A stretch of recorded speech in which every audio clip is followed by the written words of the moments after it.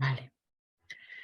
Y entonces, bueno, pues quiero empezar presentando a David, bueno, para mí lo primero es un amigo, pero un amigo de estos que se pueden decir con letras mayúsculas. Una persona incondicional que conocí hace mucho tiempo. El agua lo puso en mi vida, el agua clorada lo puso en mi vida. Y después pues nuestros caminos se han ido uniendo en diferentes momentos y en diferentes actividades y también en diferentes foros, ¿no? Y, y cuanto más lo conozco, más lo quiero, porque bueno, ya os daréis cuenta a lo largo de esta mañana, ¿no? En que sabe muchas cosas, pero su calidad humana es tremendamente maravillosa.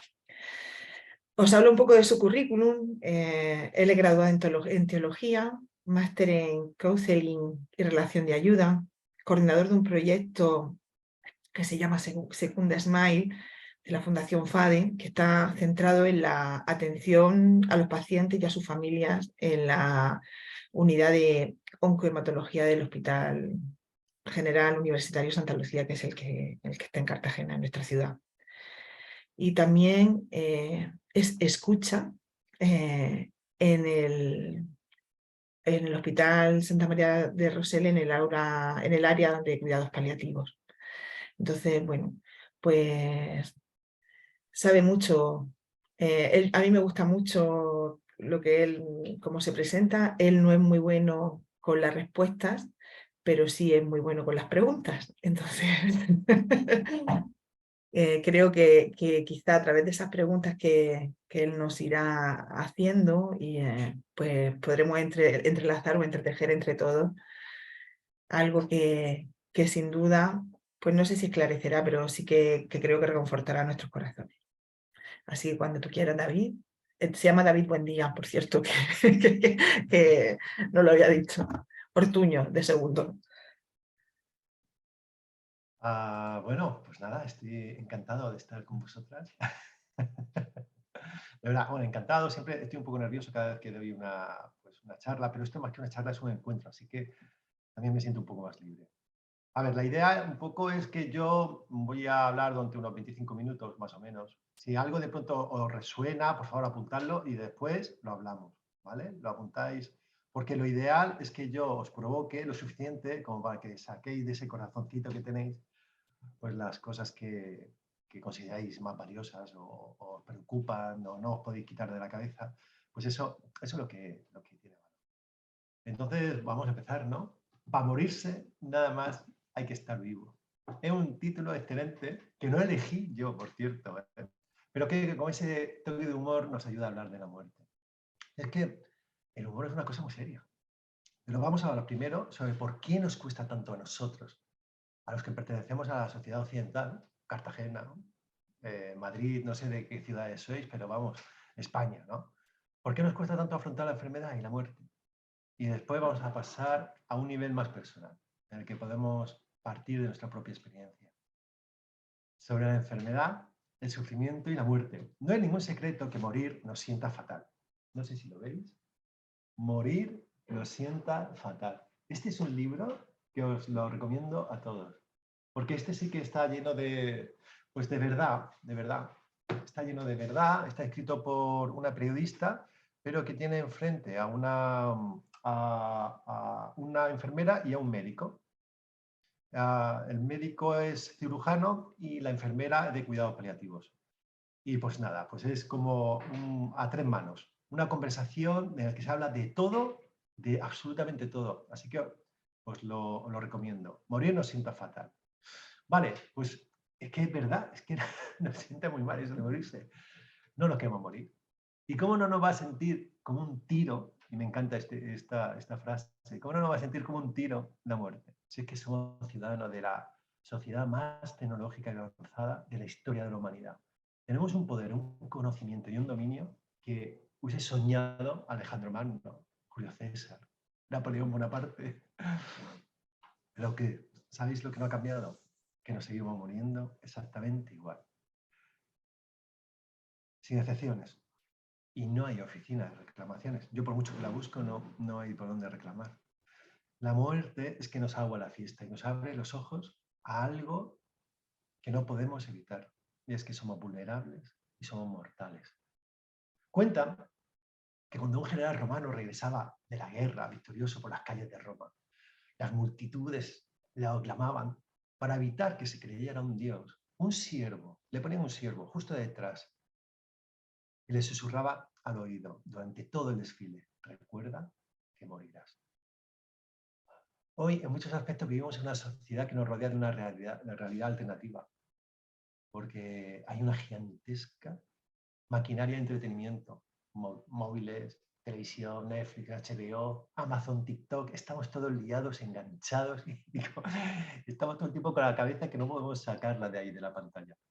Y tal vez nos haría bien ese siervo que nos susurrara al oído de vez en cuando, que nos dejemos tanto entretenimiento y tanta serie, que tenemos que recordar que vamos a morir. El tiempo es limitado, pero nos ocultamos de la muerte. Eso de morirse en las casas, mejor no hablamos. Y lo de velar los muertos, madre mía, nos suena antiguo, de las abuelas o tatarabuelas. Mejor ahora modernos, asépticos, hospitales junto a tanatorios con diseños de hotel que están en las afueras de la ciudad. Y eso también es una magnífica metáfora. Están a la afuera de la ciudad, no donde la gente vive, no donde tú y yo desarrollamos nuestra actividad, están afuera de la ciudad. En los últimos 60-70 años se ha producido un cambio de paradigma cultural bestial y a una velocidad que no nos da tiempo, no nos da tiempo a asimilarlo. Cuando yo nací, y no hace tanto, que yo tengo 51 flamantes años, ya veis, 51 flamantes años, fui uno de los primeros niños que nació en el hospital de Rosell, aquí que es el hospital que acaba de ser inaugurado. Desde 52 años hacia atrás, hasta el hombre de Atapuerca, más o menos, a que no adivináis dónde los niños nacían. ¿Quién sabe? ¿Dónde nacían los niños? Si no había hospitales. No nacían los niños. En las casas, claro. En las casas, Y como por entonces nadie tenía otro pisito en Benidorm, ni en La Manga, ¿dónde estaba el resto de los niños cuando nacía el hermanito? En la casa, escuchando a mamá, insultando a papá para haberle hecho eso, que tenía la barriga y que luchaba con alguien, salía de afuera. Eso, los niños, hay testigos. Y hasta principios del siglo XX, un porcentaje muy elevado de los niños que nacieron o que nacían entonces no alcanzaban un año de edad. La vida y la muerte se entremezclaba constantemente. Por otra parte, también no había residencia de ancianos en cada barrio, donde enfermaban, donde morían los abuelos, nuestros padres, en casa. El mismo lugar donde vivían sus nietos. Y cuando finalmente fallecían, se velaba el cuerpo en el salón comedor. Y allí lloraba toda la familia junta y venían los amigos, y venían los vecinos. Y empezaban a contar historias, y se reían, y se ponían a llorar, y durante toda la noche, toda la noche. Y también se disfrutaba de un contacto mucho más natural con el cuerpo del ser querido ahora muerto. Y era la familia quien le desnudaba, le bañaba, le vestía con sus mejores ropas, ofrecía su mejor imagen. Lo ponían ahí en medio del comedor. Ahora nos separamos casi en el mismo instante en que fallecen y ya no volvemos a tocarlo. Y eso es antinatural y una salvajada. Resumiendo, que los niños de todas las generaciones anteriores a nosotros crecían con la realidad de la enfermedad y de la muerte muchas veces antes de llegar a ser adultos. Y por eso podían integrarles como parte de la vida. Pero los formidables avances de la ciencia y de la tecnología aplicadas a la medicina supuso por fin que se alargara nuestra esperanza de vida y que lográramos unos estándares de salud muy altos. Todo eso es una conquista y la aplaudimos, ¿eh? La aplaudimos. También tuvo otros efectos secundarios. El médico, cuyo lema antes era curar a veces, aliviar a menudo, consolar siempre, y que tenía una vocación de cuidado hacia sus pacientes y de su familia. Bueno, de hecho, el médico era la figura que se integraba en el mundo de la familia igual. Ahora es un profesional que cura casi siempre, alivia bastante poco y nunca consuela. Eso es lo que se llama el modelo biomédico, cuyo representante más famoso es el Dr. House. No sé si habéis visto la serie House o algún capítulo del Dr. House, ¿vale? Que dijo la frase memorable: lo único malo de ejercer la medicina es tratar con los pacientes. qué maravilla, qué bonito, ¿eh? Este tío, no tiene desperdicio. Millones y millones de seguidores de esa serie. Un tío que hace gala de esta manera de pensar, de actuar, de ser médico. Vale, a pesar que hemos avanzado en el camino de humanizar esta medicina, donde lo que se estudia muy concienzudamente son las enfermedades y sus tratamientos, pero no tanto a las personas enfermas y sus necesidades, todavía persiste este paradigma en amplias áreas de nuestro sistema sanitario. Estoy seguro que vosotros lo habéis sufrido más de una vez, ¿verdad? Pero seguro.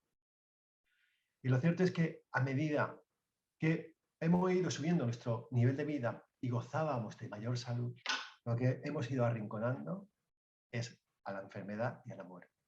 Y repito, que esto es un éxito. Por favor, no pensáis que me encantaría estar hace 100 años donde se morían las 2/3 partes de los niños que nacían. Pues eso no quiero ir atrás, ¿de acuerdo?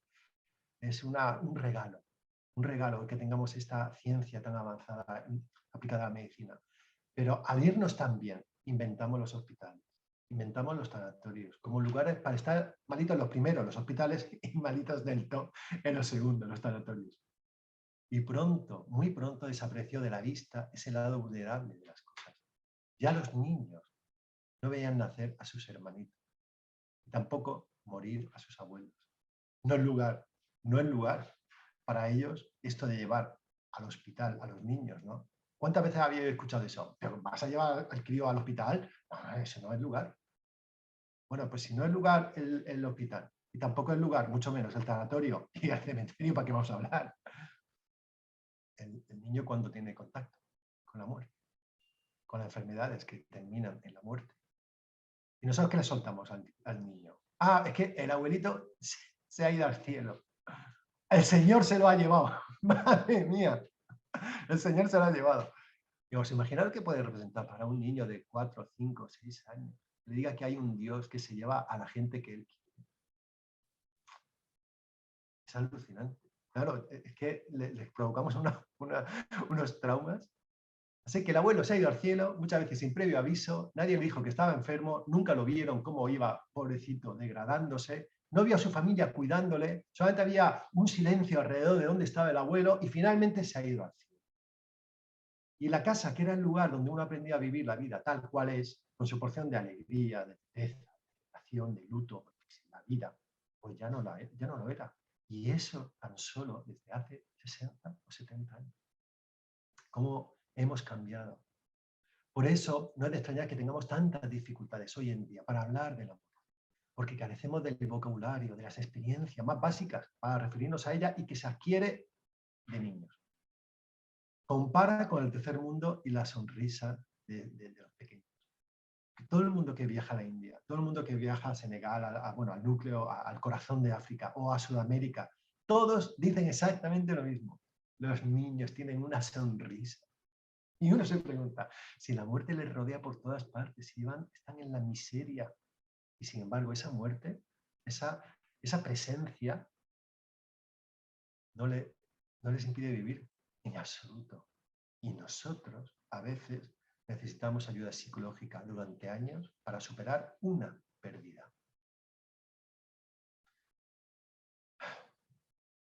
Segunda parte. Ahora, si me permitís, mejor abordamos un terreno más personal. Porque esto es la explicación de por qué nos cuesta, bueno, parte de la explicación de por qué nos cuesta hablar tanto de la muerte. Pero esto, desde hace 8 años, tengo el inmenso privilegio, como ha dicho antes Ana de María Ángeles, de acompañar a personas que tienen cáncer. Gracias de nuevo a la ciencia, ya que hablábamos antes, muchos tipos de cáncer se pueden curar, muchos. Otros no. Me decía hace un par de semanas Juan, es que cuando la enfermedad llega lo destruye todo. Tu mundo va desapareciendo delante de tus ojos. Esta amenaza, que la enfermedad lo destruye todo, se va haciendo realidad con la pérdida de lo que uno ha ido incorporando a lo largo de la vida. La fortaleza física, la autonomía, las relaciones personales. Uy, cómo durante enfermedades largas los amigos terminan desapareciendo. Es alucinante. Porque como no tenemos el vocabulario, como no tenemos la experiencia, como no sabemos qué decir, ni cómo estar, ni cómo presentarnos, ni la gente va a desaparecer. Y de pronto lo que se deshace la expectativa de futuro que uno se había proyectado. Ay, cuánto duele aquello que no vamos a vivir. En cuidados paliativos es muy fácil encontrar a mujeres de 30, 35 años que lloran amargamente porque no van a ver crecer a sus hijos. Y comienzan a soñar con sus bodas. Ay, los nietos. Y todo eso de pronto desaparece. Por otra parte, la manera que tenemos nosotros de afrontar la enfermedad es de juzgado de guardia. Porque mira, hay algo que vosotros supongo que lo conocéis, se llama la famosa conspiración del silencio, que es fruto precisamente de nuestro miedo a hablar de la muerte, pero también de nuestra forma de ser mediterráneo, ¿vale? Que es muy protectora, muy consoladora, ¿no? ¿Os acordáis cuando éramos niños que cada vez que nos caemos venía la madre y nos decía, cura-sana, besito de rana, ¿no? Siempre estamos tratando de consolar, de desviar la atención sobre el dolor, sobre... No, estamos constantemente, venga, piensa en otra cosa, vamos a imaginar a saber el qué, ¿no? Bueno, pues con la mejor intención del mundo, repito, creemos que es mejor no hablar de la enfermedad, ni de cómo uno se siente, porque pensamos que lo vamos a empeorar, y mucho menos si la cosa está grave. Entonces decimos y escuchamos frases como, no te preocupes, ya verás cómo vas a mejorar. No pienses eso, no sientas aquello, no digas lo otro. Ánimo que todo va a salir bien. O el lema de los últimos años, tú eres fuerte, tú eres valiente, tú puedes con todo. Madre mía, es que esas expresiones, en serio, es que, pues mira, esas expresiones lo que buscan es evitar lo que realmente hay encima de la mesa. El elefante está en medio de la habitación, todo el mundo lo ve, además es un incordio, pero nadie habla. Al acompañar a alguien en el hospital no es raro que me espere la mujer, por ejemplo, en la puerta de la habitación, que me dice, oye, no le digas a mi marido lo que tiene porque no podría soportarlo. Yo entro solo, le invito a la mujer que se quede fuera y después de tener una larga conversación con el marido, en el que me cuenta perfectamente todo lo que tiene, termina diciendo, oye, no digas nada a mi mujer que no sabe lo que tiene. Y esta actitud termina encerrando a toda la familia en una farsa, en un teatro. Y cuanto más falta nos haría el decirnos la verdad, el de mirarnos a los ojos, el de llorar, reír juntos, el tener, no sé, un clima de sinceridad, de apoyo, pues no solo nos liamos en esto, nos liamos que, ya te digo, hay parte de una buena intención, pero es responsable nuestra inmadurez para hablar de lo que es inevitable, la enfermedad y la muerte. Hay una frase de William Shakespeare que me encanta que dice, dad palabra al dolor. El dolor que no habla gime en el corazón hasta romperlo. Y eso es lo que nos hace falta. Lugares donde expresar lo que sentimos. Y sin embargo, ante este aluvión de incertidumbre de la familia, de temores, de angustias que cada uno pasa, también he sido testigo cómo en ocasiones la persona enferma comienza a realizar un camino que le permite afrontar su sufrimiento, crecer a través de él, adaptar sus expectativas a la nueva realidad que se va imponiendo y cada vez es más limitante. Se replantean sus creencias, profundizan en ellas o disfrutan de una manera totalmente nueva, renovada, de sus relaciones íntimas y personales. Ellos y ellas me demuestran cada semana, que morir y la muerte no es lo mismo. Mira, la muerte es un hecho biológico universal. Es algo que todo lo que está vivo, más tarde, más temprano, va a dejar de estarlo. Pero morirse, en cambio, lo podemos convertir en una experiencia totalmente personal, irrepetible, humana, en la que cada uno decide cómo quiere escribir los últimos capítulos de su vida. Es verdad que ese camino no es fácil, pero que siempre merece la pena y desde luego es mucho más fácil que morir en silencio, que morir calladito, morir con todos tus miedos dentro y morir sin querer, porque normalmente la razón es es que no quiero compartir lo que siento a mi familia porque no quiero hacerle daño. Y eso les pasa a todos los miembros de la familia. Cuando lo que realmente hace falta es sacarlos fuera. Vale, pero en esta tarea de reinventarse, de estar, de mirar a la muerte cara a cara, la muerte de cada cual, hay una herramienta que nos ayuda y es la espiritualidad. La espiritualidad, bueno, nos ayuda en situaciones límites, a las que, que sufrimos todas las personas. Da igual que sea la muerte, o sea una enfermedad, o sea una pérdida, o sea cualquier cosa que nos suponga un shock. Porque la espiritualidad nos conduce a buscar el sentido a lo que padecemos y sentimos. Tengo que hacer una aclaración. La espiritualidad no es religiosidad. No significa que a través de la religión no se pueda vivir la espiritualidad. Claro que sí. Y además, las grandes religiones tienen tesoros para poder desarrollar esa espiritualidad. Pero no es lo mismo. Uno puede ser perfecto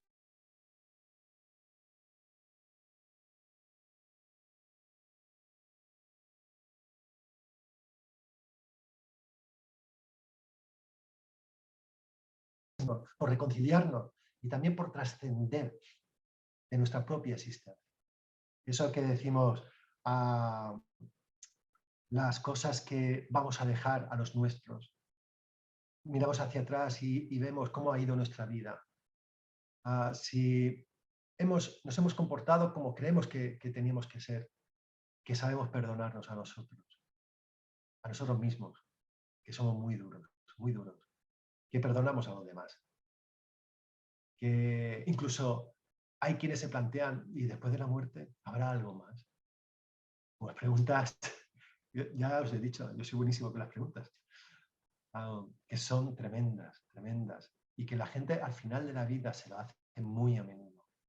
Y tienen cada descubrimiento asombroso. Yo estoy ahí al lado y me llevo toda esa información conmigo.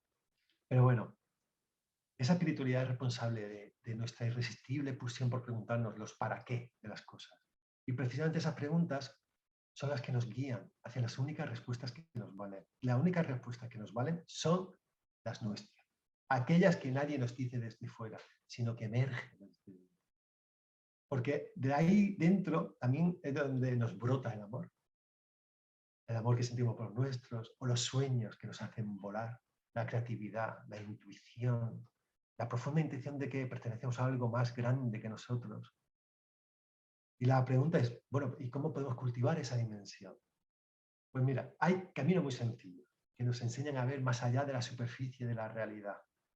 Y prácticamente todas las corrientes de sabiduría, las grandes religiones, hablan de ello. Como dice el Principito, las cosas esenciales no se ven con los ojos, sino con el corazón. Y estas cosas son como, por ejemplo, la soledad, estar solos, guardar silencio. A veces porque también doy jornada de formación para los sanitarios, esto para humanizarnos a todos. Y les propongo que guarden silencio 5 minutos al día. Solo 5 minutos. 5 minutos al día de guardar silencio. No solamente con la boca, sino con la mente. Aquietarnos. Hacer desaparecer el mundo del pensamiento. 5 minutos. En una semana vais a notar cambios. En un mes vais a tener otra perspectiva de la vida. 5 minutos en silencio. Es que cuando logramos hacer absoluto silencio, logramos escucharnos cuando no estamos todo el tiempo pensando. Y hay cosas muy valiosas ahí dentro de nosotros. Otra cosa, por ejemplo, el arte. Una buena conversación con una amiga. Por favor, aprovechad a las amigas, a los amigos. Es lo mejor que hay del mundo. Los amigos. El ejercicio físico, porque el cuerpo no es solamente algo que tenemos, sino es algo que somos. El dulce no hacer nada. El no hacer nada. Eso lo deberíamos de practicar como mínimo, no sé, 3 veces a la semana. No hacer nada. No, eso no es vaguería. En serio. Dejemos de agendarnos constantemente, de ir corriendo detrás del reloj. No hacer nada. Es una práctica espiritual de primer orden. La experiencia de la fragilidad. No hace falta que os lo explique. La experiencia de la fragilidad es algo que nos conecta con nosotros, con lo más adentro que tenemos. Y también el ejercicio de la solidaridad. Y vuestra asociación es un ejemplo de ello. El ejercicio de la solidaridad también, digamos que activan zonas de nosotros que si no nos ponemos a servir a los demás, no se activarán. No se activarán. Hay una frase que es, bueno, es de sentido común, que no podemos compartir aquello que no tenemos. Y es verdad, en el mundo material. Pero en el mundo espiritual es justo lo contrario. Si te hace falta algo, empieza a darlo. Si te hace falta algo, comienza a darlo. Y de alguna manera que no termino de explicar, empieza a brotar de ti. Y es que es esa dimensión que va más allá de nosotros mismos y nos pertenece. Por último, quiero leerlos, que ya hablo un montón, quiero leeros una entrevista que hice a una de mis acompañadas, porque, mira, durante el COVID nadie podía ir al hospital. Bueno, a mí sí, yo era un bicho raro, a mí sí me dejaban ir.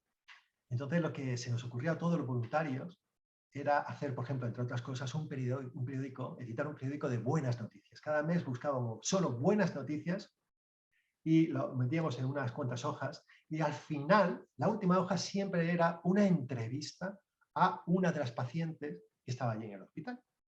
Bueno, ni que deciros que cada vez que entregábamos los periódicos, o yo lo entregaba, se iban directamente todos. No le importaba demasiado las buenas noticias. Se iban a la última página a ver qué decía la vecina, ¿no? De sí misma, de todo, bueno, de la planta, de los sanitarios, de su relación, bueno, de todo eso, ¿no? Entonces yo iba allí y todo era en formato, evidentemente, entrevista. Y normalmente, pues yo le pedía permiso, estaban encantadas. Y os quiero leer una entrevista de ellas. Esta entrevista es a Toñi, tenía 36 años. Y dijo, para definirse a sí misma, soy médico de familia, era médico, casada y tengo una hija preciosa. Y empiezo yo, ¿vale? Y estás aquí por... Pues en febrero de 2016 me diagnosticaron una neoplasia de pulmón. Mi vida cambió de un segundo a otro, de repente.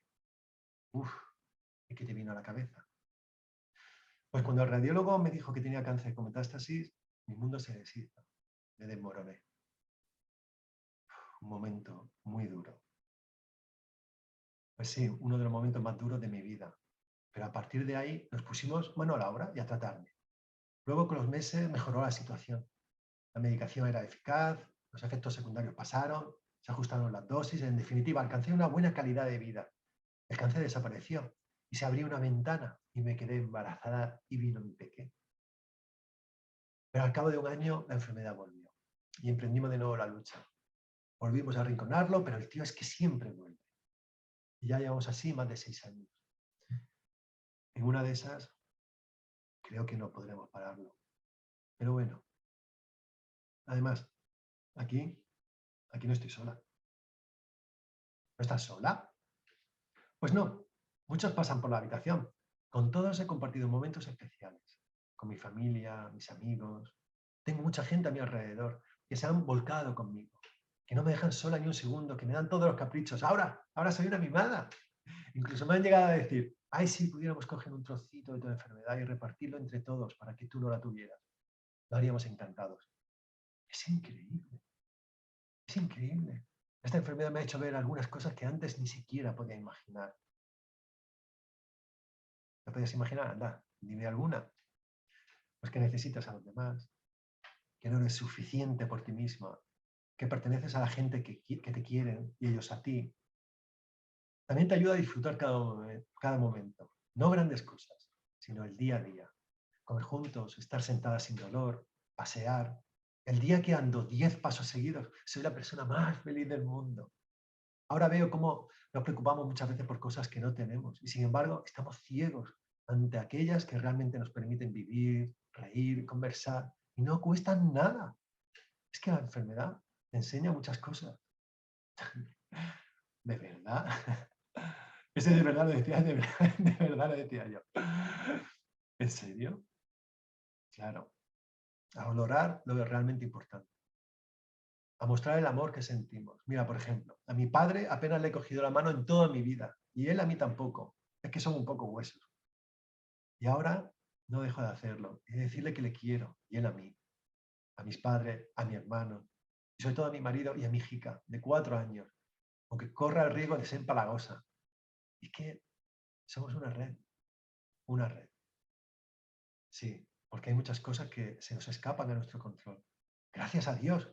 Pero ¿cómo que gracias a Dios? Te digo que sí, porque si todo dependiera de nuestro control, la vida sería tan limitada, tan previsible, tan pobre. Y no puede ser así. Gracias a Dios la vida es mucho más rica, porque Él nos trae lo que necesitamos, aunque no lo esperemos. Bueno, ¿deseas añadir algo más?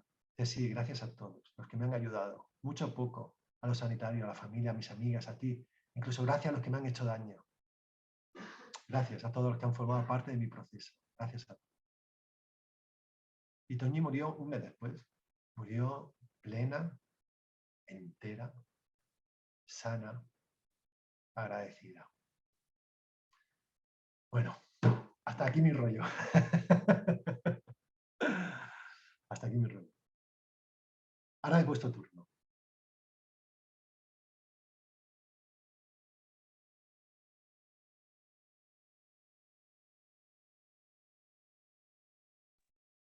Venga, pues yo rompo un poquito el hielo, ¿no? Y lo rompo de dos maneras. Una para contar una anécdota graciosa que tiene que ver con la primera parte de lo que tú has contado de cómo pues, los niños no conocen o lo desvinculamos del sufrimiento y de la muerte, ¿no? Un día nos llama la profesora, mi hija tenía 3 años, estaba en infantil, mi hija pequeña, y nos llama la profesora y nos dice, no sé qué le habéis contado a vuestra hija acerca de Dios. Yo creo que se pensaba que éramos pues, fan de Nietzsche, porque nos comenta que la cría en clase había dicho que Dios estaba muerto. Y yo, pues mira, no sé, no le hemos comentado eso, no sé cómo ha podido llegar a esa conclusión. Yo pensando pues, que habría visto a Jesús en la cruz en Semana Santa, yo qué sé, alguna cosa de estas así que lo vio. Y cuando le pregunto a la cría, digo, oye, cariño, digo, ¿tú por qué piensas que Dios está muerto? Dice, porque está en el cielo. Claro, nosotros hasta ese momento le habíamos dicho que todas las personas que fallecían, pues iban al cielo. Y ella, pues claro, si los que se mueren están en el cielo y están con Dios, pues la conclusión es que Dios está muerto. Y eso fue lo que le soltó a su seño, ¿no? Y nos hizo, la verdad es que eso nos hizo mucha gracia. Y luego, con la segunda parte de lo que has hablado, David, pues fíjate, o sea que cuando he hecho la presentación te he presentado a ti, pero no te he dicho por qué, o sea, no he hablado de por qué estábamos aquí hoy, ¿no? Y realmente es que es verdad que a veces es muy difícil hablar de la muerte. Y aunque yo tengo claro que lo de que para morirse nada más que estar vivo es algo que todos sabemos, ¿no? O sea, que ninguno nos vamos a quedar aquí. Pero cuando además somos cercanos a una enfermedad, como puede ser el síndrome del Ehlers vascular, que en algunos casos pues ya se ha llevado a familiares para adelante esta muerte, ¿no? Y que, aunque obviamente gracias a esta tecnología, a esta sanidad de la que tú también hablabas, bueno, pues cada vez hay más avances y hay menos posibilidades de que esto pase. Al mismo tiempo, es algo que pesa por encima de las cabezas de algunas de las que están aquí hoy, ¿no? Ya sea por ella o por familiares cercanos. Y bueno, pues yo no me había atrevido a decirlo. Con esta conspiración del silencio parece que si no se habla, pues aunque todos sabíamos por qué estábamos aquí, eh, bueno, pues he querido romper con esto, esa sensación de no lo digo, pues realmente no sé por qué. Bueno, sí lo sé, porque, por lo que tú dices, porque no estamos acostumbrados a hablar de esto. Y nada, ya os dejo a los demás, yo ya me callo. Nada, gracias.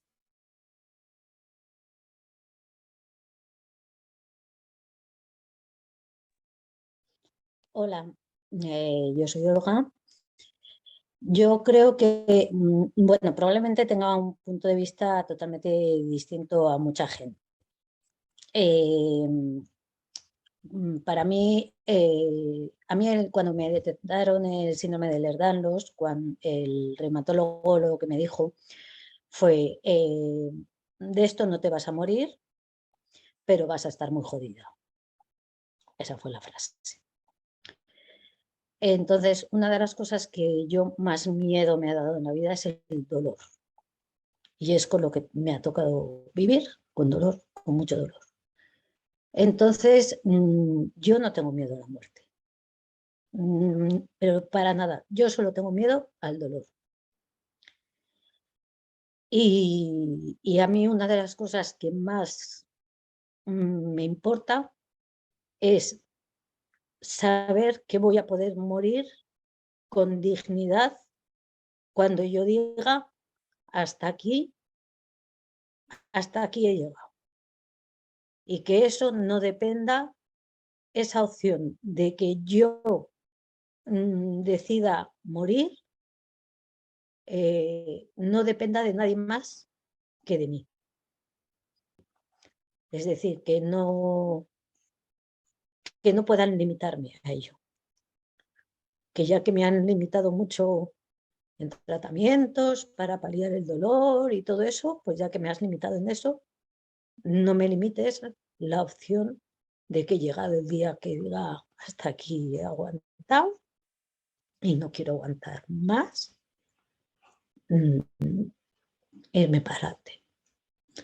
No tengo, hace muchos años que no tengo miedo del dolor. Yo he velado en el salón de la casa a una amiga de 20 años que se mató en un accidente de coche. Yo he visto degenerarse a mi padre día a día con una enfermedad y degeneración absoluta, innecesaria y denigrante por parte del sistema sanitario. Y vamos, lo tengo clarísimo. Yo no quiero pasar por eso. Yo no quiero... que es que la sanidad está en sanar. Si no me puedes curar, déjame morir dignamente. Yo, por ejemplo, no tengo hijos, que mucha gente, yo entiendo cuando tienes hijos, que quieres aguantar ahí por ellos y todo eso. Yo no tengo hijos, no dejo, bueno, sí, dejo familia y tal cual, pero bueno, que todo se supera, todo se remonta, es uno menos. Alguien me recordará, ya está, no pasa nada, uno menos, no pasa nada. Yo solo quiero morir dignamente. Esa es mi aportación. Gracias. Pues Olga, me parece súper valiente lo que dices y muy, muy valiente. Creo que forma parte de nuestra dignidad el decidir cómo vivimos hasta el último instante de nuestra vida. Ahí reside nuestra libertad, nuestra dignidad, el que nosotros todavía seamos sujetos y no objetos de ningún sistema de salud, ni tampoco de la voluntad ajena. Eso es evidente. Yo también estoy de acuerdo contigo que los médicos, la medicina, en realidad no solo está para sanar, porque si es que no nos va a sanar nunca de aquello que nos va a hacer morir. Si es que de aquí a 100 años todos calvos, lo sabéis, ¿no? O sea, pero calvos, de eso no nos va a salvar nadie. Pero sí que exigimos de la medicina su vocación primera, que era la de cuidar a las personas, cuidarlas. Y ese cuidado, por ejemplo, lo has dicho tú, es la de que no sufra innecesariamente o no padezca un dolor insoportable. Pues evidentemente, pues evidentemente, claro que sí, claro que sí. Muchas veces con la medicina se ha tratado de mantener una no vida o una vida en condiciones que era absurda, totalmente absurda. Curiosamente, los médicos, seguramente por lo que he explicado en la primera parte, los médicos se sienten también presionados a mantener la vida. ¿Por qué? Porque si no vienen los hijos que nunca aceptan la muerte de sus padres o los padres que no aceptan la muerte de sus hijos y le meten una demanda porque no han hecho lo suficiente. Y entonces hay como esta conspiración del silencio, no hablar de la muerte con la libertad de ahora, esto de no comunicarnos entre nosotros y mirarnos a los ojos, estas expectativas que tenemos exageradas sobre la medicina y los médicos, como si ellos nos pudieran curar de todo, pues eso es mentira, eso no es verdad. nunca nos van a curar del todo. Al final vamos a morir absolutamente todos. Entonces, todo esto hace una mezcla. Bueno, el hecho de que haya médicos que se crean que lo único que les pertenece es curar a las personas y no cuidarlas cuando no se puede curar. Estos son tremendos errores. O sea, esto es lo que lo confunde todo. Yo que estoy en cuidados paliativos, que no sé por qué alguien ha pensado de que los cuidados paliativos es una alternativa a la eutanasia, que no es ninguna alternativa, que vamos a ver, que no estamos haciendo lo uno o lo otro. Todo el mundo tiene derecho a que lo cuiden hasta el último momento, a que le garanticen que va a tener, que no va a morir sufriendo. Vamos a ver, es que eso es un derecho fundamental. Lo que pasa es que si estamos en una medicina que no entiende cuál es su vocación y tenemos a una sociedad que no entiende de la muerte, llevamos las cosas al límite y más allá, y más allá. Y lo bueno es saber que somos vulnerables, saber que seguramente vamos a morir y que cuando empecemos a reconocer esos signos, nos dejemos ir y dejemos a los demás que nos den permiso para irnos.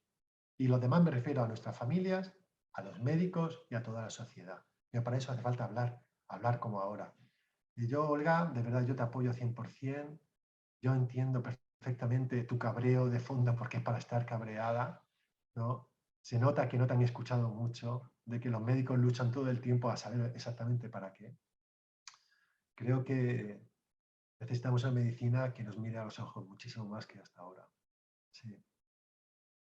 Pues Olga, tienes mi apoyo, 100%.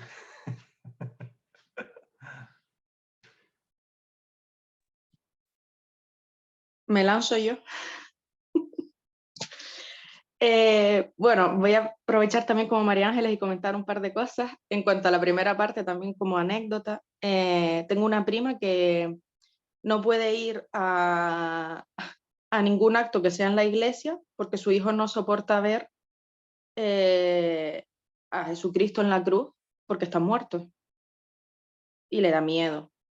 Entonces, ella, todo acto que hacemos, no puede ir a la iglesia porque el niño lo pasa muy mal, porque no es capaz, porque está muerto y tiene sangre y no lo soporta. Entonces, nos cuesta muchas veces eso, ¿no? Y idealizamos o lanzamos frases que no somos conscientes de cómo lo está percibiendo un niño.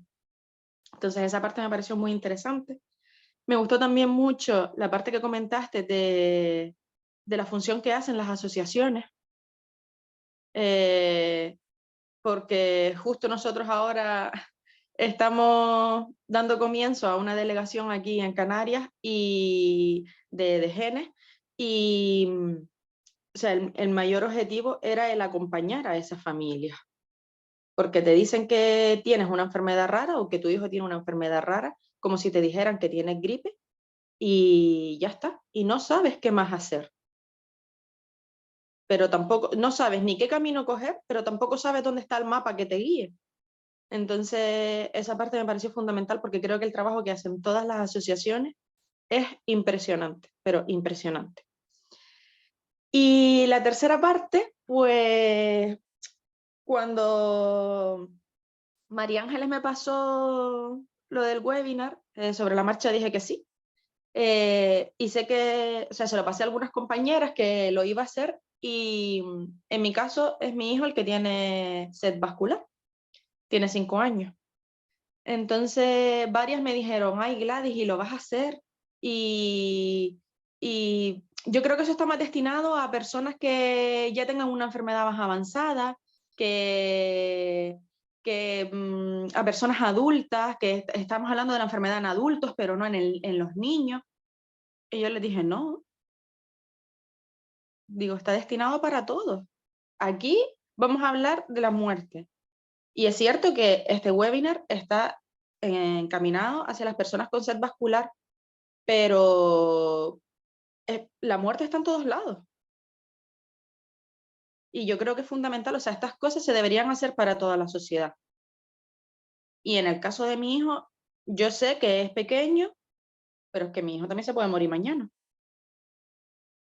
Y tenemos como un miedo a decirlo, como un miedo a... Y pasé por esa fase, o sea, pasé por la fase de negación, de caer en una depresión muy grande, necesité mucha ayuda psicológica, necesité tratamiento, fue muy complicado, pero ahora me siento muy fuerte, creo que estoy en el camino, creo que he perdido ese miedo y que para mí mi principal objetivo es que mi hijo tenga calidad de vida y que todo lo que estoy trabajando a día de hoy sea para que él en el futuro, como dice Olga, tenga una calidad de vida lo mejor para él. Pero el riesgo que existe cuando hay un paciente vascular está. Y yo todos los días sé que cuando mi hijo va al colegio hay un riesgo. Pero también sé que salimos a la calle y hay un riesgo. Entonces, cuando eres capaz de asumir todo eso, lo empiezas a ver diferente. Y al final, como dice el título, pues para morirse solo hace falta estar vivo. Cuesta, sí. Le dije a mi marido que estuviera conmigo en esto y me dijo que él no estaba preparado. Y es totalmente respetable, creo que cada uno va a su ritmo, pero tenemos mucho miedo a la muerte y en nuestro caso pues parece que es antinatural que los hijos se puedan morir antes que los padres, entonces es más complicado todavía.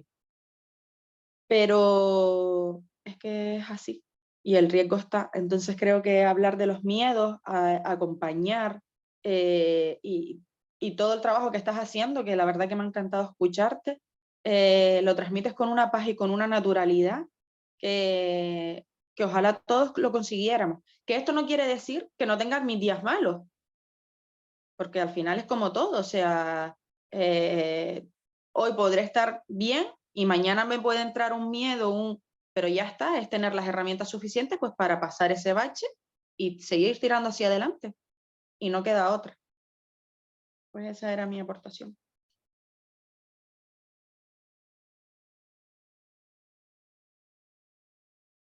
¿Sabes, Gladys? Gracias por lo que dices, me encanta. ¿Sabes? Es curioso que yo, por ejemplo, el miedo nunca se va. El miedo nunca se va. El miedo... Descubrir que somos vulnerables, eso es una herida. Y esa herida, bueno, una herida de nuestro ego, una herida en nuestras expectativas, una herida de que todo el mundo vive como si jamás vaya a morirse. ¿No? Y es una herida, pues un golpe de que somos, pues eso, pues que lo nuestro no es solamente la salud, sino también la enfermedad. Y que forma parte de la vida lo uno y lo otro. Lo uno y lo otro. Y mi pregunta es, ¿por qué lo otro nunca está presente? Nunca está presente. Y de verdad que eso es un hecho que solo tiene 60, 70 años, no tiene nada más. Estamos viviendo una etapa de la humanidad que no la habíamos vivido antes.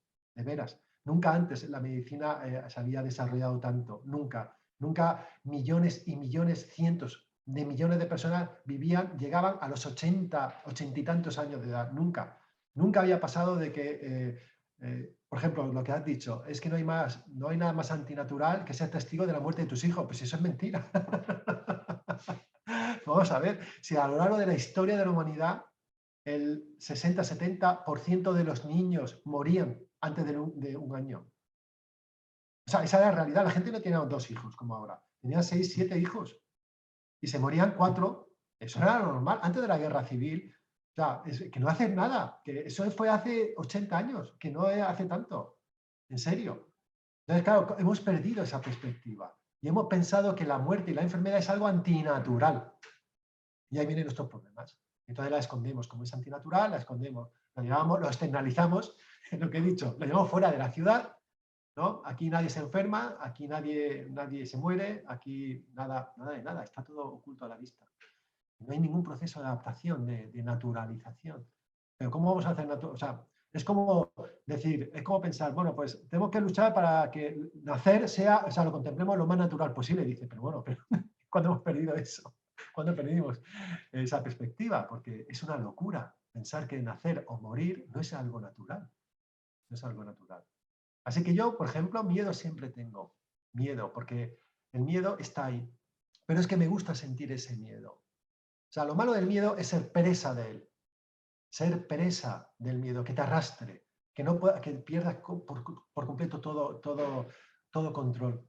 Pero si empiezas a convivir con él, entiendes de que forma parte de tu vulnerabilidad, de que somos personas, que tenemos nuestras debilidades, nuestras carencias, nos faltan cosas. Pues claro, tenemos traumas que nunca en nuestra vida, aunque tuviésemos el mejor psicólogo del mundo, tendremos siempre traumas que nos acompañarán.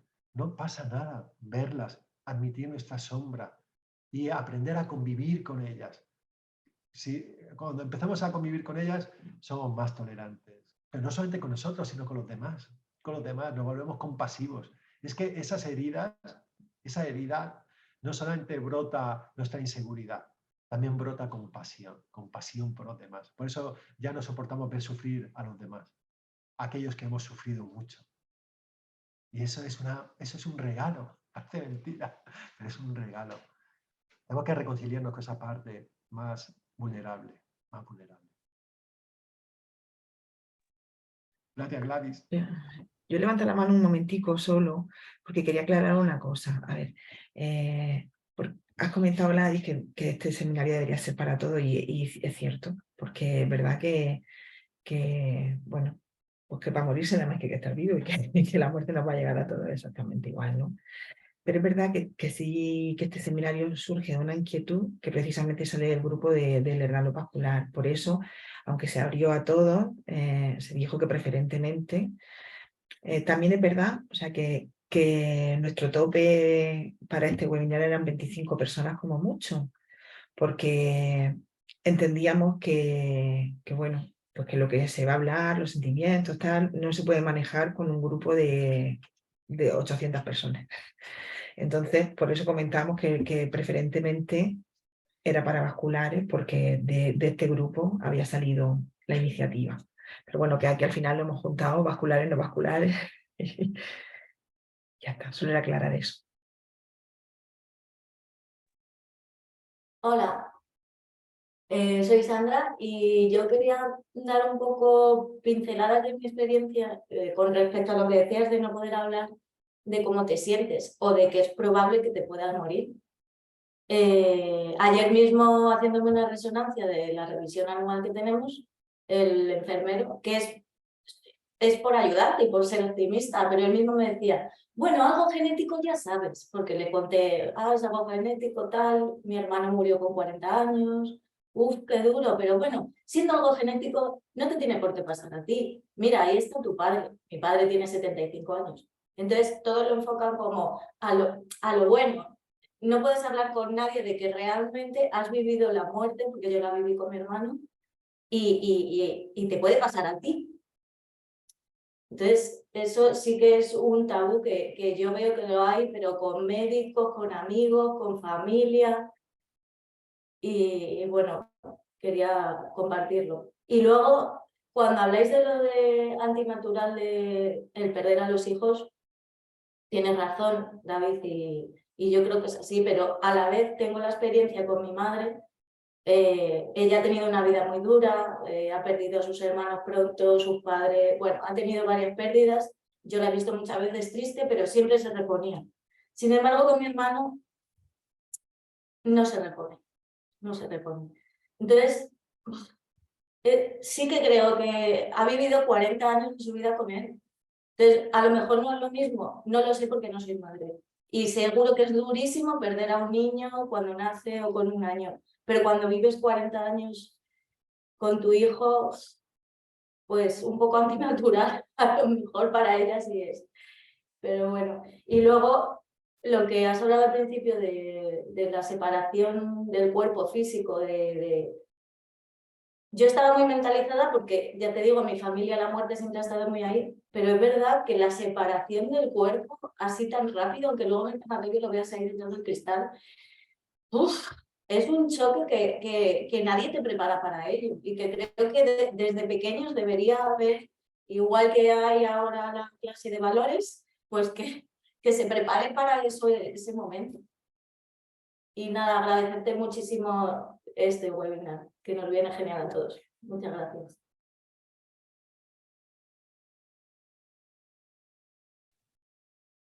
Ya, os presento a alguien de mi familia que me está llamando, se llama Luca, y esto es un bicho.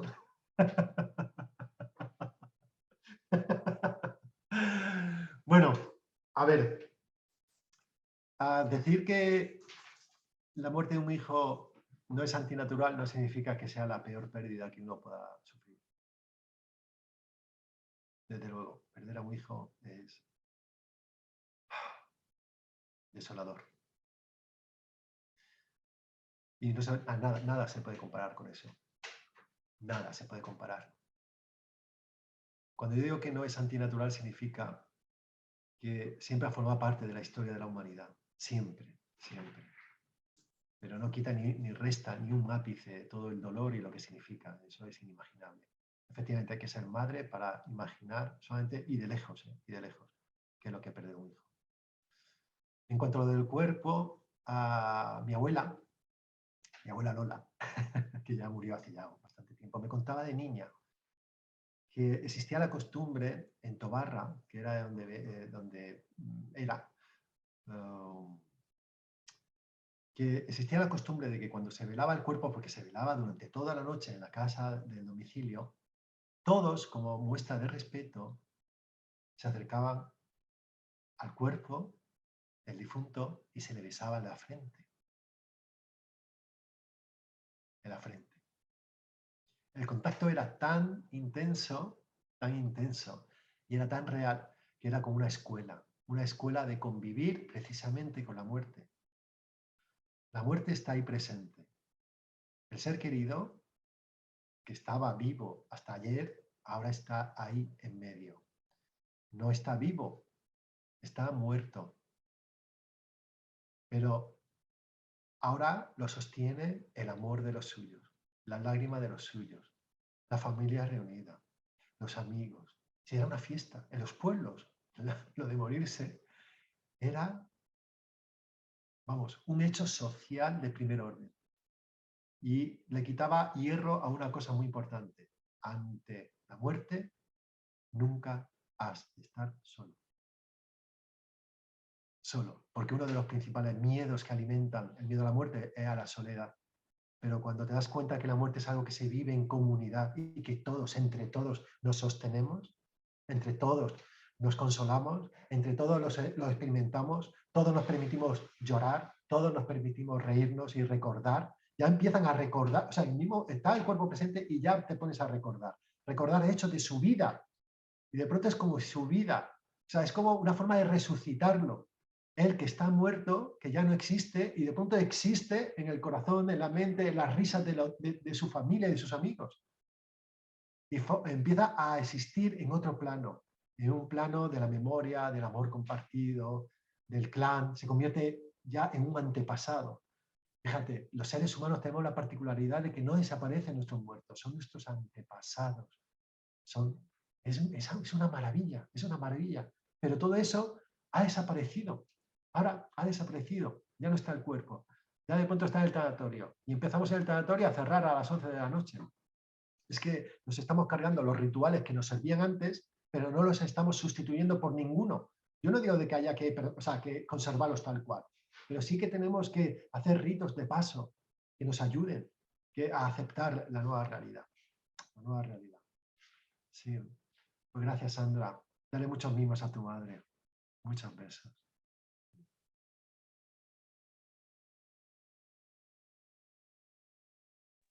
Levanté la mano para comentar una cosa, porque por lo que acabas de decir y comentar, Sandra, para contar una experiencia que tuve. Mi tío falleció de cáncer, joven, tenía 43 años, me parece, y tenía 3 hijos, y el pequeño tenía como unos 5 o 6 años, y la mayor tenía en torno a unos 10 años, 11 años, por ahí. Y cómo lo vivió cada uno de ellos, recordando yo ahora, creo que es como todos los puntos en los que se ve la muerte. Y es que él, antes de morir, o sea, ya sabía ya que lo iban a sedar, y grabó un vídeo, se quitó la mascarilla y grabó un vídeo para sus hijos, donde les decía que los quería mucho, que tal, que no sé qué, no sé cuánto. Y en el vídeo él decía, pronto voy a estar en casa y tal, y no sé qué, pues por no preocuparme. Pues entonces la mayor y la mediana, cuando después falleció, se enfadaron con él. Porque nos prometiste y nos dijiste que ibas a venir y no viniste. Es ese miedo, ¿no? A decir pues que no voy a volver. Entonces él lo hizo con su mejor intención, pero la mayor y la pequeña se enfadaron muchísimo porque les había dicho en el vídeo, además le decía a la madre continuamente, ponme el vídeo otra vez. Y las niñas enfadadas llorando, es que dijo que iba a venir y no vino. Y el pequeño es autista y tiene TDAH. Entonces, él lo vio con una naturalidad que era asombroso. O sea, tú veías al niño que él entraba, cuando llegaba alguien al tanatorio, te cogía de la mano y te decía, ven, ven, ven a ver a mi papá. Y te llevaba para que vieras a su papá. Ya no está, se murió. Y él corría por en medio de todo aquello que tú decías, y a todo el que venía, te cogía de la mano y te llevaba, ven, ven, para que veas a mi papá. Y te lo decía claramente, dice, ya no está, se murió. Y es como, no, pues él supongo que al final su condición le hace que vea el mundo de una manera diferente, pero es como los dos extremos, ¿no? De uno y de otro. Y que a lo mejor, como estaban diciendo, pues si consiguiéramos que, como mismo se trabajan otras cosas en el colegio, se trabajara esto, a lo mejor no es el extremo de mi primo, ¿vale? Que por su condición autista era totalmente lo contrario, pero sí que lo veamos con mucha más naturalidad.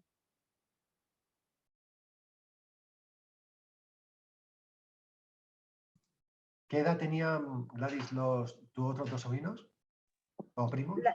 Los grandes tenía, la intermedia es que se llevan como un año y algo, entre los 9, 10 y la mayor entre los 10, 11 por ahí, creo que era 9, 11 y el pequeño estaba en los 5, 6 justo cuando él falleció. Mirad, ese tipo de traumas solamente nos pasa a nosotros, a los occidentales. ¿Os acordáis de los niños del tercer mundo sonriendo, ¿no? Mientras se mueren, madre mía, se muere. Hay una miseria extraordinaria pues en sus comunidades, ¿no? Eso nos pasa solo a nosotros, porque como lo hemos echado de nuestra vida diaria y cotidianas, los niños no tienen forma de aprender. Y como los adultos tampoco lo sabemos gestionar, porque también pertenecemos a una generación en la que tampoco nos educaron, ni hemos podido vivir todos esos ritos de paso, ni lo hemos normalizado, pues la muerte es algo absolutamente inesperado, es un shock y no tenemos, no tenemos ni siquiera palabras para darle nombre. Y por eso, madre mía. Por eso lo del vídeo, ponme el vídeo una y otra vez en el que me diga de qué va a volver, de qué va a volver.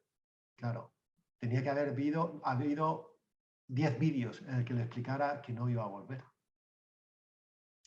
Y no 10 vídeos solamente, sino toda una vida desde que nace, en el que ellos hubiesen visto a sus abuelitos morir, enfermar allí en casa, ¿no? Y haber vivido ese proceso una y otra vez, una y otra vez. Y al final es algo que se aprehende, o sea, se absorbe del ambiente, no es algo que se explica de aquí, ¿no? Los niños son nuestras principales víctimas y estamos además perpetuando este tabú social. O sea, cuanto más lejos la enfermedad, cuanto más le impidamos ir a los hospitales y al tanatorio, al cementerio, lo único que estamos haciendo es que la bola siga hacia adelante y cada vez estamos más aislados de los grandes eventos, ¿no? Como el nacimiento, la muerte, vamos.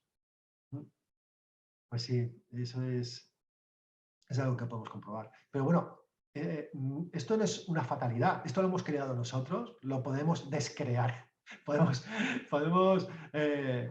solamente este webinar ya es un paso adelante, ya estamos empezando a hablar de la muerte. Así que se puede afrontar.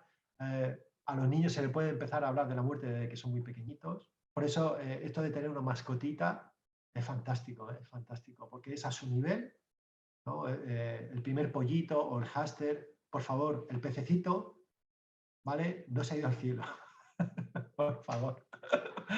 No, o sea, no esperemos a la noche y cojamos el pez y lo tiramos por el váter y tiramos y al día siguiente le decimos que ha venido Dios y se lo ha llevado al pececito, ¿no? Es una magnífica oportunidad para empezar a explicarles que el pececito pues, ha muerto.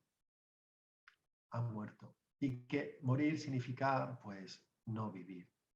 Los niños no se les tiene que ocultar el hecho de la muerte. No, se lo tenemos que explicar. Y solamente depende de cómo ellos perciban, cómo nosotros reaccionamos, así lo van a ir asumiendo. Pero ocultarles la muerte, de hecho no se la ocultamos. Le estamos ofreciendo con nuestro silencio una imagen de la muerte terrible. ¿Por qué? Porque nosotros sí que la padecemos. Y nosotros sí que llegamos a casa nerviosos, pero no le decimos nada a los niños. Y lo hacemos una semana y otra y otra. ¿Y qué creéis? ¿Que los niños no saben que algo no funciona? ¿Que algo pasa y algo es tremendamente malo? ¿No notan a su madre realmente triste? ¿Que se esconde a llorar? Que claro, ¿cómo delante de los niños va a llorar? Y entonces se esconde en su habitación y ellos perciben esa tristeza y ellos empiezan a sentirse inseguros, no saben qué es lo que pasa y al final de todo ese proceso lo único que sucede es que su padre no va a volver. En serio, lo estamos creando nosotros, estos traumas. No la muerte en sí, sino cómo nosotros gestionamos la muerte. Es mucho mejor empezar a hablar de la muerte de que son bien pequeñitos. Mucho mejor, infinitamente mejor que lo que hacemos normalmente nosotros.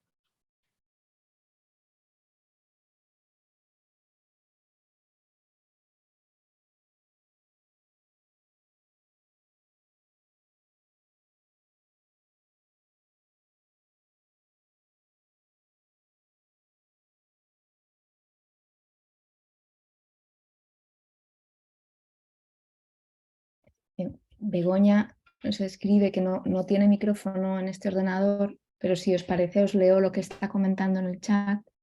Dice, estoy de acuerdo en que nos deberían de preparar para lo inevitable a todos y cuando muera algún familiar suelo ver una reacción. Unas veces es de echarle la culpa a alguien y de cabreo y otras veces la reacción es de luchar por los que quedan vivos. Y ambas reacciones hay que respetarlas, ¿eh? Ambas. O sea, las dos son legítimas. Antes, no sé quién ha hablado de las distintas etapas del duelo, ¿no? Y el duelo puede ser por uno mismo. Cuando uno tiene una enfermedad, ¿no? Que es de largo recorrido, uno empieza a sentir duelo también por sí mismo, por las cosas que no va a vivir, como ya os he comentado antes, o por las cosas que se van limitando y uno va perdiendo. Entonces, en el duelo todas las fases, como bien nos dejó por escrito Elizabeth Kubler-Ross, todas son respetables y todas han de ser acompañadas. O sea, una persona que de pronto está cabreada con la vida, ayer mismo estuve con un señor que en el momento en que entré me dijo, y no me ha dicho el médico, estaba en el hospital, no me ha dicho el médico que tengo cáncer, que no se puede operar y que me voy a morir. Así tal cual. Estaba como, tenía un cabreo y de pronto le digo, ¡puf! ¡Qué golpe! Y él me dice, si Dios existe es un hijo de puta.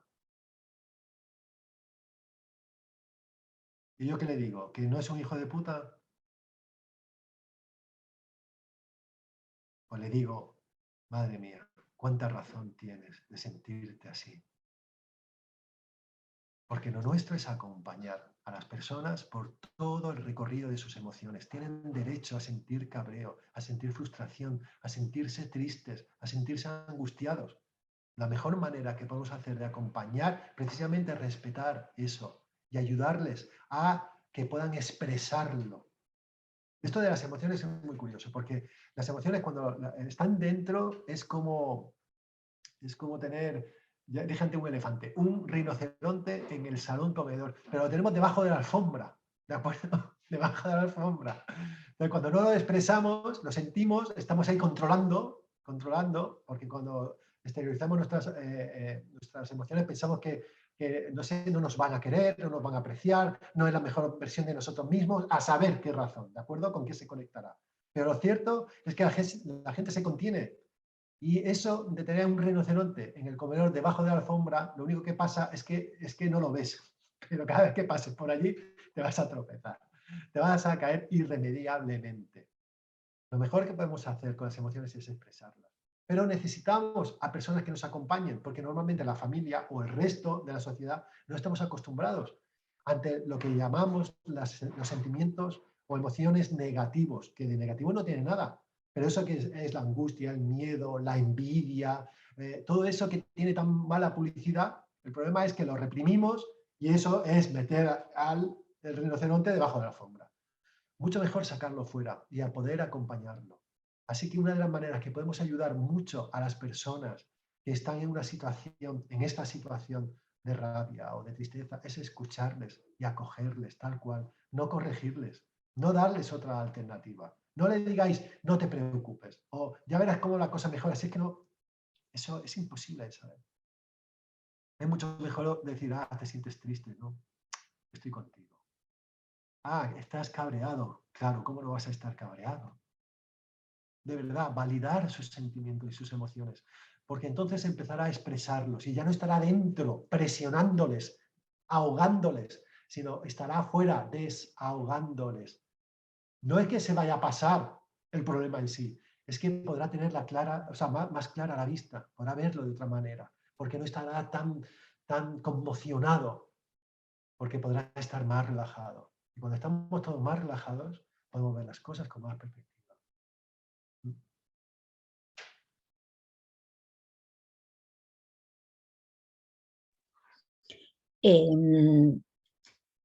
Yo siempre he tenido la opinión de que el problema está en que, como solo gusta lo bonito en esta sociedad, las cosas feas se rechazan, se rehuyen, pues cuando hablas de sentimientos, podemos tildarlos de feos, o sí, feos o oscuros o tal, la gente automáticamente no quiere escucharlos. Y es así. Te cambian de conversación. Yo nunca he tenido ningún reparo en hablar de cualquier tema, pero notas rápidamente, porque yo de vez en cuando hago pruebas y tal con gente y notas cómo cambian de conversación y ves que no, que hay ciertos temas que no se pueden tocar con la gente y mucho menos cuando hablas de enfermedad, cuando vamos a hablar de la muerte, es intocable. A lo mejor de la muerte de la gente en la India, en no sé dónde, no sé cuál, vale, eso sí, así y tal, pero de la muerte cercana, eso es impensable.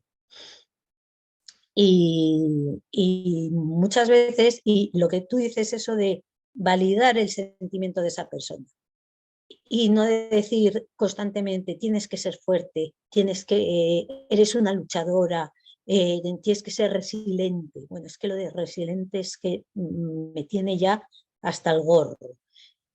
Todo eso constantemente, y, bueno, seguro que mañana te duele menos.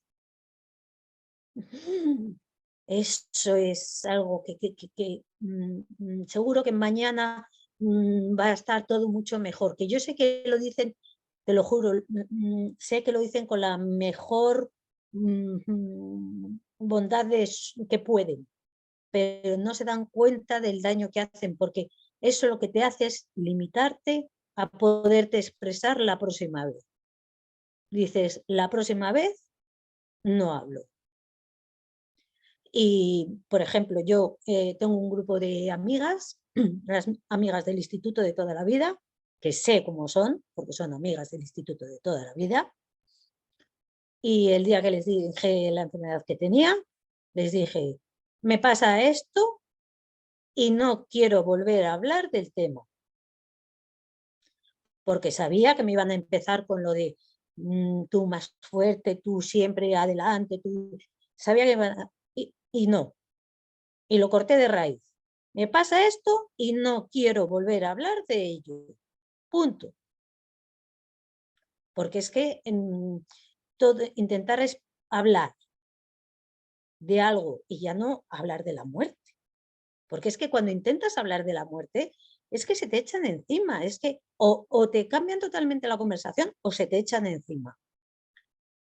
y te van castrando constantemente. Es como una castración de tus sentimientos de esto no puedo expresarme con nadie, con nadie. ¿Con quién lo hablas? ¿Con tu madre? A tu madre es la que menos se lo puedes decir. Entonces te ves en un entorno en el que no puedes hablar claramente de, pues eso, de qué te pasa, qué cosas pasan por tu cabeza en ciertos momentos y que necesitas expresarlo. Pero bueno, la sociedad es la que es y ya está. Pero la sociedad somos nosotros y nosotros podemos cambiar. Y podemos cambiar todo el entorno que está a nuestro alrededor. Mira, de esto del pensamiento positivo dan ganas de pegarse un tiro, de verdad. Cuando hablamos acerca de la enfermedad, en los siguientes términos de ser fuerte, tú puedes con todo, vas a vencer, como si fuese una guerra. Todo en términos bélicos, vamos a vencer. Y ahí vas a salir victorioso, ¿no? ¿Y qué pasa? ¿Que cuando mueres has perdido? No me jodas. No me jodas. Yo, por ejemplo, cuando yo no estoy ni a favor ni en contra, y que Dios le tenga en su gloria, si hay Dios y lo que sea, Spirimán, por ejemplo, cuando empezó con el cáncer, que dijo que se salvaba, que solamente se morían los que no luchaban verdaderamente por ello. Eso me dolió en el alma porque con 40 años se me murió una amiga con un tumor cerebral que luchó lo que no estaba escrito. Y que un médico fuese capaz de decir esta frase me dolió como si me hubiesen clavado puñales debajo de las uñas. Entonces, vamos a ser realistas. Hay gente que puede vencer a la enfermedad y hay gente que no. Y tenemos que respetar tanto la experiencia de unos como la experiencia de otros. Validarla y acompañarles y dejarles expresarse en su situación. Y si te quiere decir una persona que tiene miedo a morirse y un día te dice es que tengo miedo de morirme, pues escúchale, acompáñale y no sé, intenta simplemente estar ahí, escuchar y estar ahí. Es mi opinión. Perdón. Oiga, la siguiente webinar la das tú. La das tú, porque acabas de decir oro molío, cada frase. Eso como deberes, todas, a ver el vídeo de nuevo y escribir 100 veces cada una de esas últimas frases. 100 veces, porque hace falta imprimirlas aquí. Lo mejor que podemos hacer ante una persona que sufre es escucharla, validarla, y si no tienes nada bueno que decir, cállate, cállate y abrázala, que no te va a pasar nada. De verdad, los brazos no se caen porque abraces. Está comprobado científicamente. Dale abrazo, abrázala, llora con ella, llora, que te salga a ti las lágrimas, no tengas miedo de llorar con una persona que llora, que no pasa nada, que no te vas a romper, ni la otra persona se va a decepcionar.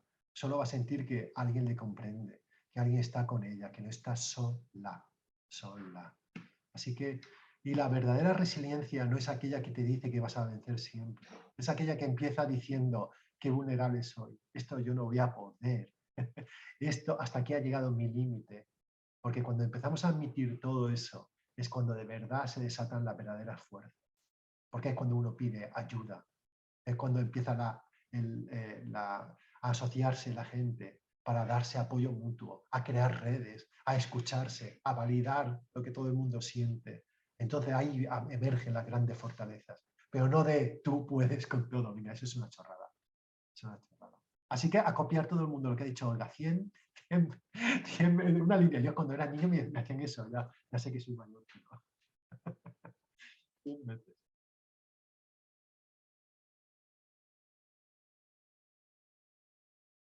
pues al hilo de lo que ha comentado Olga, lo que comentabas tú, David, sí que creo que muchas veces el otro no reacciona por incomodidad. O sea, muchas veces esos bloqueos indican que esa persona, esos bloqueos en la reacción indican ese miedo también de esa persona. Entonces, pues te dicen lo primero que les viene o no te dicen nada porque no saben qué decir, si te van a herir, si van a levantar temas que tú no quieres hablar. Y entonces se genera ahí esa doble incomodidad del uno que quiere pero no sabe si el otro, del otro que no sabe cómo, pero que muchas veces la incomodidad es doble del que quiere hablar, pero también del que quiere escuchar pero no sabe, dice, ¿y cómo lo hago? ¿No? Y bueno, también yo creo que estaría bien normalizar a todo el mundo, como comentábamos antes, y que todos supieran, oye, escucha, no pasa, o sea, si no tienes por qué decir nada, muchas veces es estar ahí y ya está, no hay nada más que puedas hacer, de hecho. Y también, bueno, quería comentar algunos temas que han ido saliendo, que tú has comentado y como un poco de resumen, y me han gustado mucho, es el tema de la vulnerabilidad y de la soledad y su antídoto, que es la comunidad y esa aceptación, ¿no? Y vivirlo en comunidad y aceptar que no pasa nada y que puedes ser vulnerable y no eres menos, no eres un desecho, ¿no? Yo a veces, que soy un poco bestia también, hablaba con una amiga cuando empezaba a recoger diagnósticos y tal, y yo le decía, es que si yo fuera un animal de granja me habrían pegado un tiro, porque no serviría. Imagínate lo que... Y claro, me decía, pero mujer, digo, no, la realidad, o sea, porque te valoras en base a esa salud, a esa parte buena, ¿no? A lo que puedes ofrecer, y yo decía, ¿qué voy a poder ofrecer?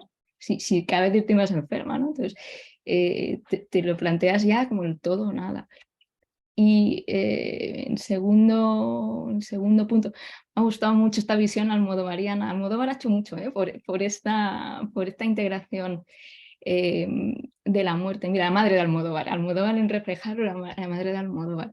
Y personalmente me has hecho pensar en mi familia tenemos los dos extremos, o sea, bueno, extremos, sí. Mi madre es muy almodovariana, que ya me prepara, digo, pero mamá, dice, no, estas cosas pasan, chica, hay que dejarlo preparado, no pasa nada y tal.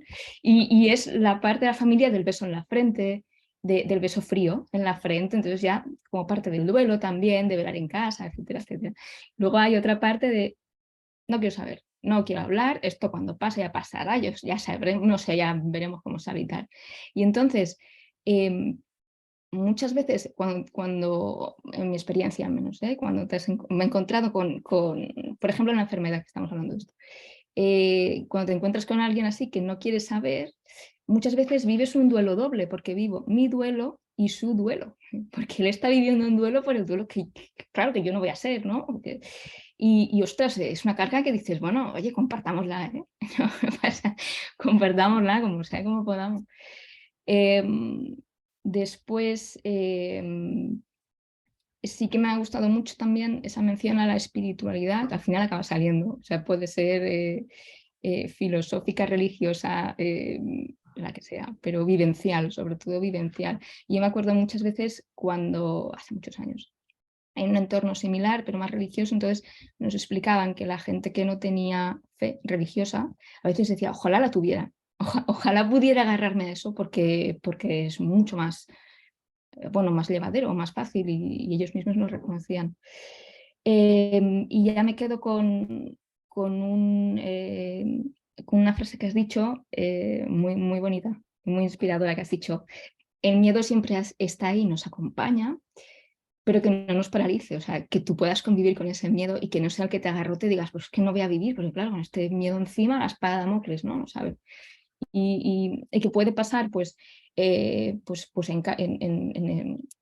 enfermedades más complejas, menos complejas, pues con un set vascular, aquí somos un poco de todo, mayoría vasculares, pero también hablaba con una compañera hace relativamente poco, compañera de batallas de aquí de asociación, entonces a veces decíamos, bueno, es que como vamos empeorando y a veces a marchas forzadas de golpe, hacemos cosas a lo bestia, decíamos, como no sé cuándo lo voy a, o sea, si voy a poder volver a hacer esto, pues lo hago. Y que luego, pues te llevas un palo en el cuerpo, sí, pero es que a lo mejor ya no puedo ni plantearme en un futuro, así que venga, pues tira para adelante. Y nada, pues nada, me quedo con esa parte almodovariana, es que me ha encantado, me ha gustado mucho. Muchísimas gracias por mi parte, David, me ha gustado mucho. Oh, Eva, me emocionas un montón, me emocionas muchísimo. Hay un libro precioso que se llama La muerte íntima. Los que van a morir nos enseñan a vivir. De Marie de Genesel, que era una paliatista de París. Y es un libro maravilloso y hermoso. Y maravilloso y hermoso, no sé cómo expresarlo. Es que, y me recuerdas tanto lo que acabas de decir a ella. La gente me pregunta por qué yo me dedico a esto. Y yo digo que no lo cambio por nada, por nada en la vida, por nada en la vida, de acompañar a estas personas a vivir hasta el último instante, que es exactamente a morir hasta, o sea, de acompañar hasta morir, a vivir hasta el último instante, ¿de acuerdo? Pues la razón por la que lo hago es que me da un punto de conciencia acerca de la vida, acerca de la vida. Lo que tú has dicho de que a ti el hecho de tenerlo presente, ese miedo controlado, no descontrolado, pero ese miedo controlado de una presencia, de la muerte, de que en cualquier momento podemos morir, en cualquier momento. En realidad tú eres consciente de algo en el que es para toda la humanidad. Es que todos podemos morir en cualquier momento. En cualquier momento, en serio. Es que lo que pasa es que como hemos echado a la muerte de la vida cotidiana, no lo vemos, nunca lo contemplamos. Pero que de verdad que la gente se muere de todo. Se muere de todo y se muere con 10 años, con 20, con 30, con 50. Se muere de todas las maneras posibles. De verdad, en serio. Lo que pasa es que solo que no lo vemos, pero sigue sucediendo cada día, ¿vale? Entonces, el regalo, y esto es un poco escandaloso, el regalo del miedo es que nos hace tomar conciencia cuando está controlado, cuando es algo que lo humanizamos, cuando lo admitimos, cuando hacemos ese trabajo de que, bueno, pues es normal que sienta este miedo, cuando podemos compartirlo y expresarlo. Entonces, ese tipo de miedo es un regalo, es un regalo. Cuando yo termine este webinar con vosotros, hace un día maravilloso en Cartagena, voy a coger a mi perrico este que habéis visto, y con mi mujer nos vamos a ir a un parque y voy a tomar el sol, el maravilloso sol que me va a dar en la piel. Y me encanta. Y a lo mejor me voy justo enfrente a una cafetería, voy a tomarme una cerveza. Una cerveza. Voy a saborear cada... Porque es maravilloso vivir. Es maravilloso disfrutar del amor. Es maravilloso que el sol te dé en la cara. Y todo eso es gratis. Disponible ilimitadamente para todos. Y esto es algo que te ayuda el tener conciencia de que es posible que vayas a morir, que no vas a vivir siempre. Sin embargo, todos los que no tienen la gracia de una enfermedad viven todo el tiempo tratando de ¿qué? De pasar el tiempo, de matar el tiempo. O sea, y estábamos liados de una serie y después a otra serie, porque queremos ocupar todo el tiempo. ¡Hostia! Que hay que vivir, porque nos vamos a morir. Y esto es un regalo. Y entonces estar en contacto con personas que sufren, en mi caso, que se encaminan hacia la muerte, para mí es un regalo, porque me devuelve cada vez que voy allí, me devuelve a la conciencia de, David, ¿quién es hoy? Y hoy es una oportunidad maravillosa para hacer feliz a tu mujer, para hacerte feliz a ti, para hacer feliz al perro, para hacer feliz a María Ángeles, que es mi amiga, la quiero mucho, para estar con vosotras, que es una fiesta, estar con vosotras y hablar un rato. ¿Lo entendéis? Porque esto se puede convertir en un regalo, porque nos hace conscientes de algo que en realidad deberíamos de ser conscientes todos, que la vida no es un derecho de porque sí, es que de alguna forma misteriosa estamos aquí, hemos aparecido en este mundo, tenemos conciencia, vamos a aprovecharlo, vamos a hacer algo bueno, vamos a dar todo lo que podamos. No sé. Qué bonito. Una cosa, David, es que has dicho algo que me ha gustado mucho y también en lo que me siento muy reflejada, y es que ese derecho a disfrutar aunque estés enfermo, porque a veces tenemos esa sensación de, ostras, estás enfermo, entonces no puedo disfrutar.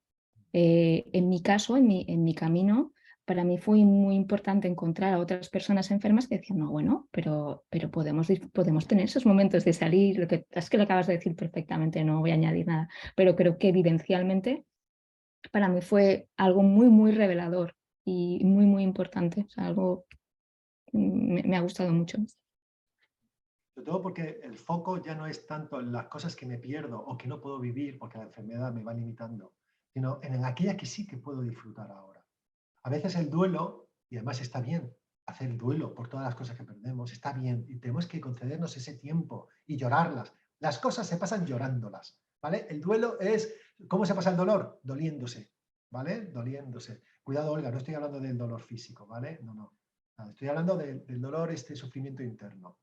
No, porque ese otro dolor que tú dices, no, hay que erradicarlo, hay que quitarlo, hay que eliminarlo, hay que adormecerlo. Pero este otro duelo, el que te duele el corazón por las cosas que pierdes, ese hay que pasarlo doliéndose. Pero después, porque cuando te duele, o sea, estás en ese proceso, al final empiezas a ver qué sí puedes disfrutar, qué sí puedes hacer y qué sí puedes aportar. ¿Qué sí puedes aportar? Porque lo que tienes que aportar tú es... Nadie te puede sustituir en eso. Lo siento, pero tú tienes una misión de la vida. La tienes. Nadie ha vivido lo que tú has vivido. Absolutamente nadie. Nadie. Te necesitamos para humanizar este mundo. Te necesitamos. Necesitamos tu experiencia. Necesitamos tu queja. Necesitamos que llores. Necesitamos tu alegría también por vivir. De verdad. Mira, tengo una amiga, se llama Sofía. Ella es paralítica de un accidente de moto con 18 años. Se quedó paralítica y es una mujer vitalista, te insulta al verla porque es tan feliz la puñetera que y está en una silla de ruedas, ¿vale? Y entonces me dice que muchas veces se va en esta noción que ella tiene de hay que la vida, ¿no? En la vida hay que aprovecharla. A veces se va pues a sitios como a una discoteca. Claro, ella está en silla de ruedas, se va con sus amigos en silla de ruedas, ¿no? Y una de las bromas que hacen es que se ponen en el centro de la pista y empiezan a dar vueltas uno, ¿no? Y empiezan a chocar unos con otros, ¿no? Y siempre se dice, cuidado que me deja tetrapléjica. Así que, o sea, un humor, unas ganas de vivir y de joder. Ahora, para eso hace falta la comunidad. La comunidad. Necesitamos esto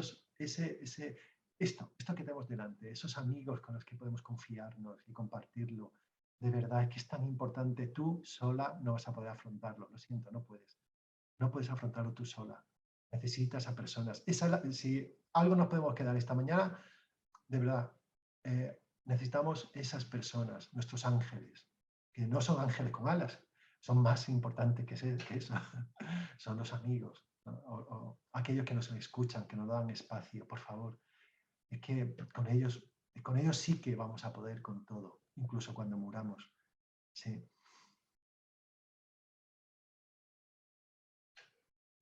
Hola, yo os quiero presentar a mi madre que ha venido más tarde. Encantada. Ya la conozco por la tele.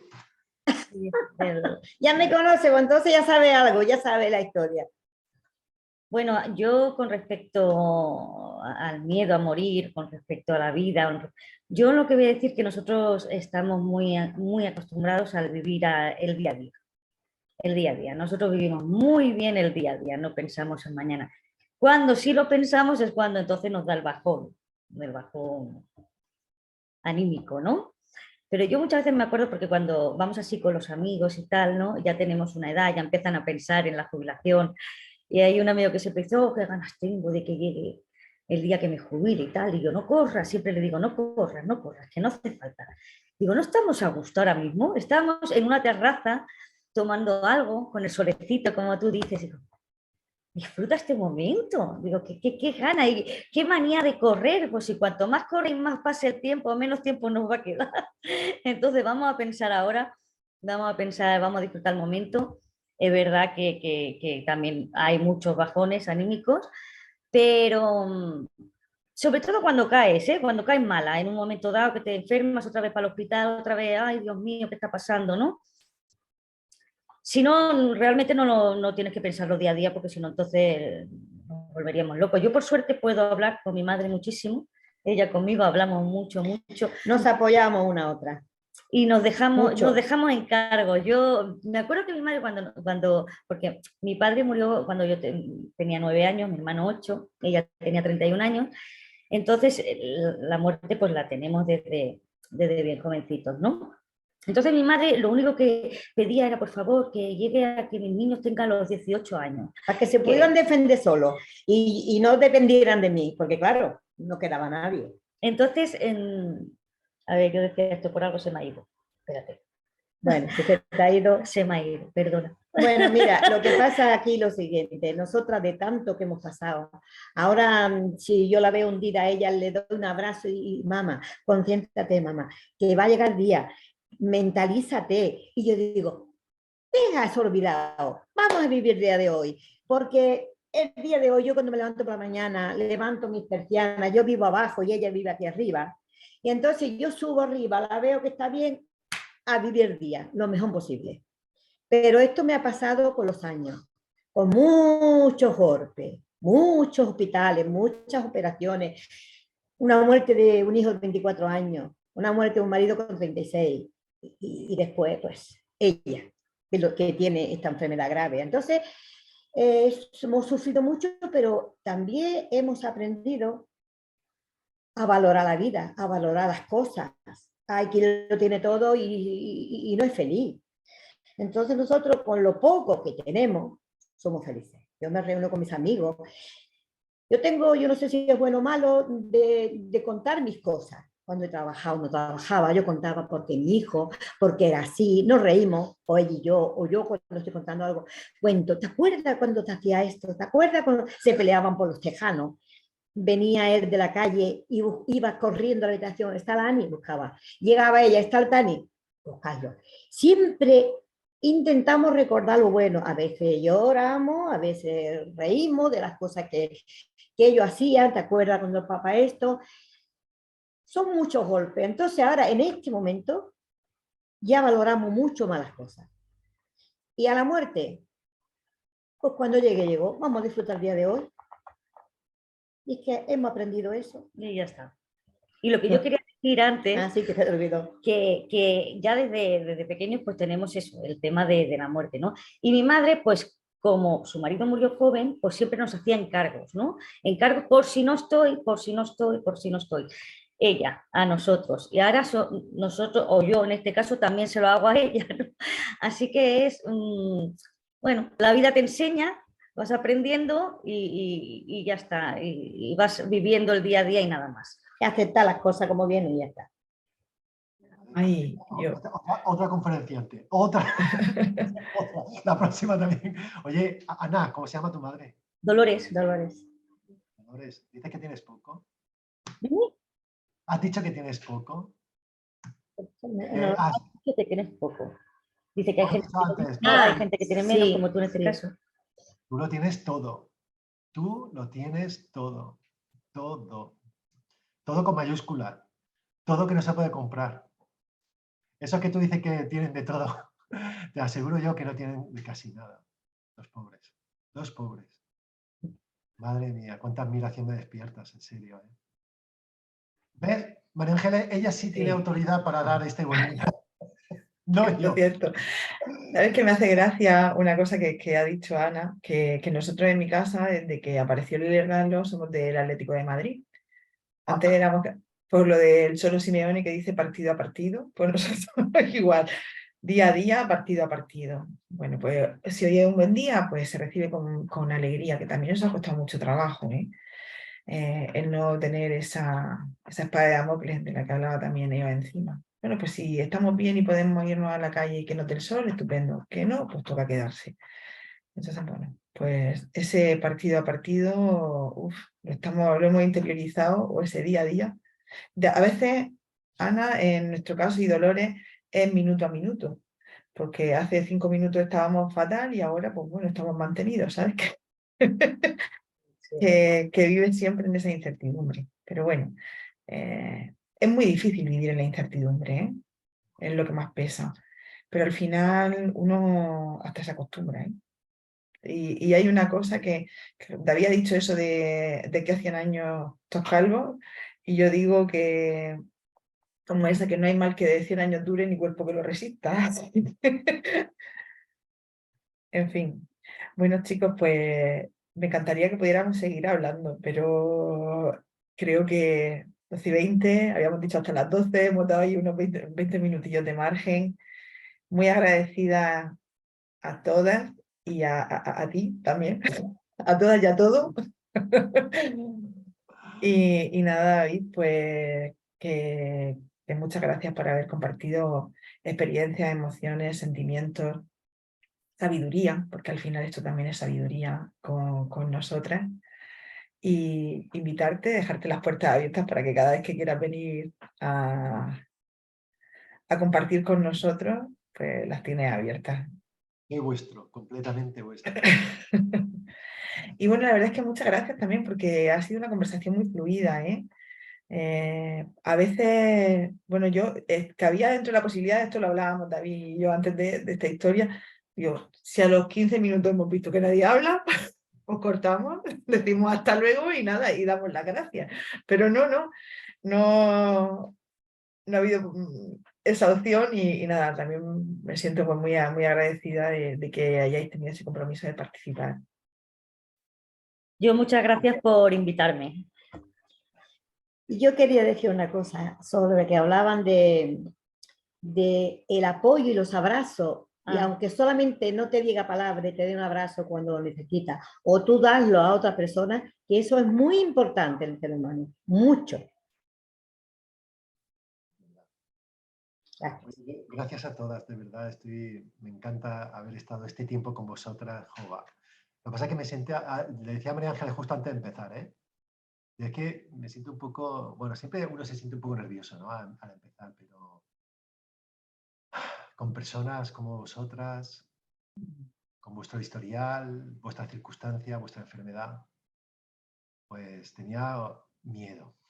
Me da miedo a sonar a esos gilipollas que están todo el tiempo diciendo grandes lemas para vivir y todo eso, que no tienen ni puñetera idea de nada, ¿no?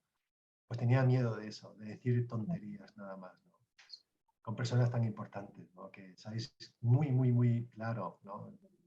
Anda, mira, tenemos un nuevo visitante. Gladys, preséntanos, Gladys. Está aquí. Hola, dice, no me oyen. Hola. ¡Hola! Oye, ahora es cuando te toca a ti dar la clase sobre el sistema solar. Bueno. Y, por favor, quiero que nos cuentes solo 2 cosas.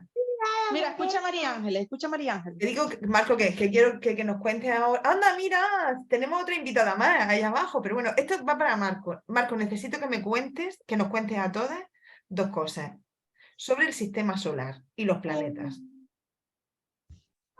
Que esto va a ser la mejor forma de cerrar este webinar, David. No te oigo, casi tan flojo. Dile los nombres de los planetas. Otra cosa. Otra cosa, ¿qué le vas a decir? Siéntate. Dile lo de los planetas, que te lo sabes. ¿Eh? Ah, que estás jugando a la Play. Venga, Bueno. oye, pero siéntate bien. Ah, venga, vale, pues hasta luego. Me quedo con las ganas de que me hables del movimiento de rotación y traslación. María Ángeles también tiene otra invitada, ¿no? Ah, María Ángeles do Campo, digo yo, ¿no? María Ángeles. Sí. Ponte el sonido, María Ángeles. El sonido que está a la izquierda. Ay. Hola chicos, Hola. Es que podía hablar poquito porque con mi hija es imposible. Me hubiera gustado contribuir porque ha estado muy bien. Bueno, ¿Cómo se llama tu niña? muchas gracias a todos porque ha sido una aportación muy bonita y la verdad es que ha sido gratificante. Bueno, chicas, pues con la visión de estos cachorros que yo les digo, que son el futuro, nos despedimos. Muchísimas gracias a todos y un abrazo bien fuerte.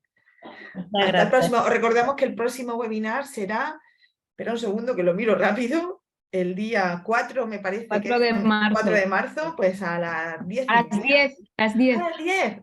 Para yo tener que madrugar un poquito más. Venga. A las 10. Y probablemente haya una tercera sorpresa de un tercer webinar que está ahí también. Estamos manejándolo. Así que nada, un besico gigante a todos. Un besito. Muchas gracias. Ana y Dolores, avisamos para el próximo también. Muchas gracias. Hasta luego, un besico. Hasta la próxima. Adiós. Ahora no sé cómo salir.